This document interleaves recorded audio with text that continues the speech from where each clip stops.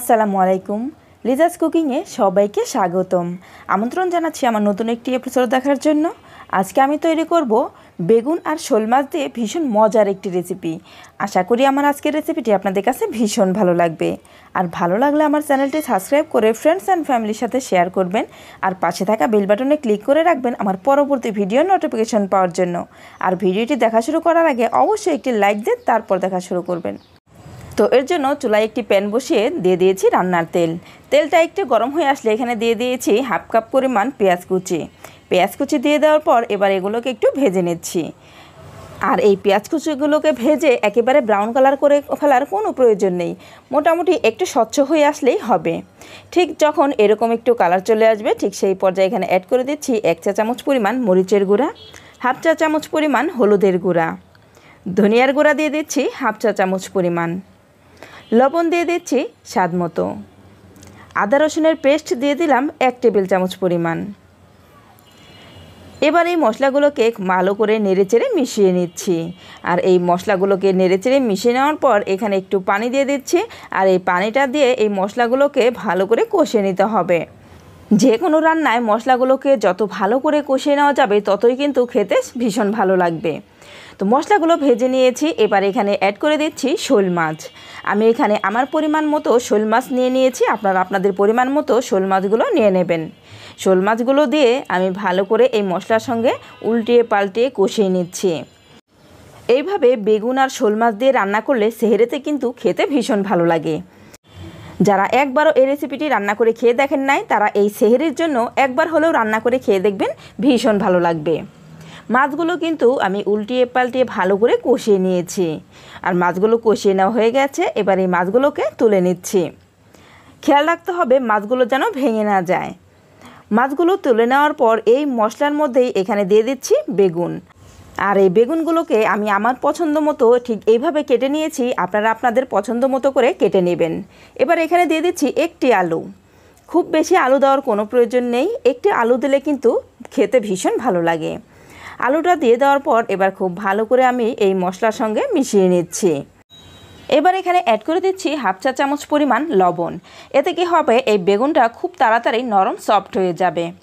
এবার এখানে অ্যাড করে দিচ্ছি কিছু কাঁচামরিচ। আর কাঁচামরিচগুলো আমি একটু বেশি করে দিয়েছি যাতে একটু ঝাল ঝাল হয়। আর আপনারা আপনাদের পরিমাণ মতো ঝালটাও দিয়ে দেবেন। আর এই কাঁচামরিচগুলোকে আমি একটু মাঝখান থেকে কেটে দিয়েছি, এতে করে ঝালটা খুব সুন্দরভাবে বের হবে। এবার আমি খুব ভালো করে মিশিয়ে নিচ্ছি। মিশিয়ে নেওয়ার পর এবার ঢাকনা দিয়ে ঢেকে অপেক্ষা করছি 5 মিনিট। ফিরে আসছি 5 মিনিট পর। 5 মিনিট পর ঢাকনা খুলে নেড়ে দিচ্ছি। বেগুনটা কিন্তু অনেকটাই সফট হয়ে এসেছে।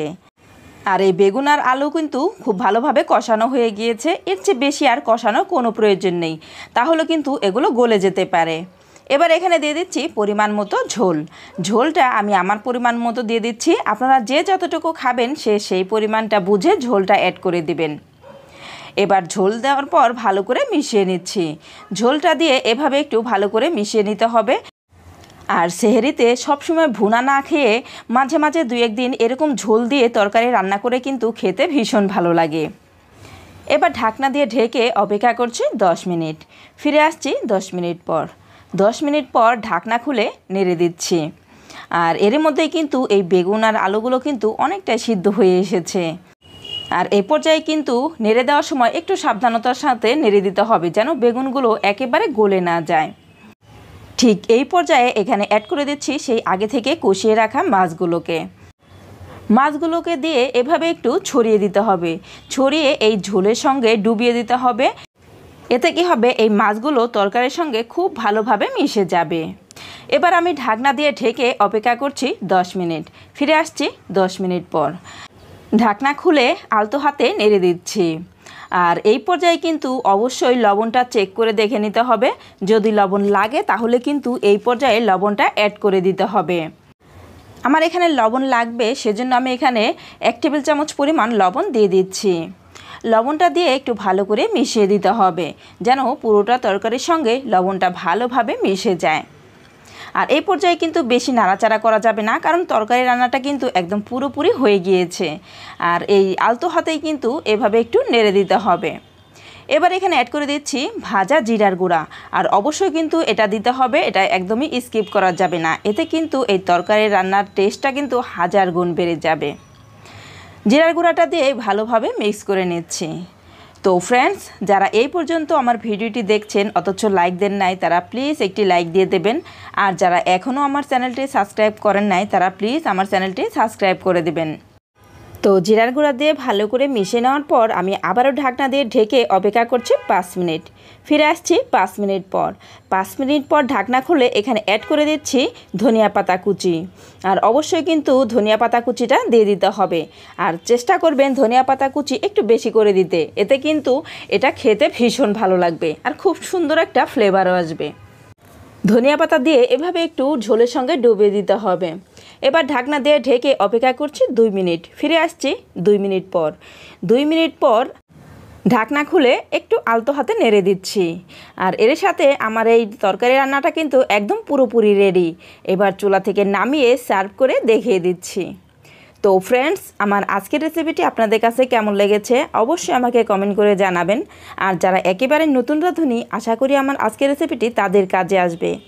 আর যারা একবারও এইভাবে এই রেসিপিটি তৈরি করে খেয়ে দেখেন নাই, তারা একবার হলেও তৈরি করে খেয়ে দেখবেন, আমার বিশ্বাস আপনাদের কাছে ভীষণ ভালো লাগবে। তো আজ এই পর্যন্তই, পরবর্তী পর্বে আবার দেখা হবে। সবাই ভালো থাকবেন, আমার পাশে থাকবেন। আল্লাহ হাফেজ।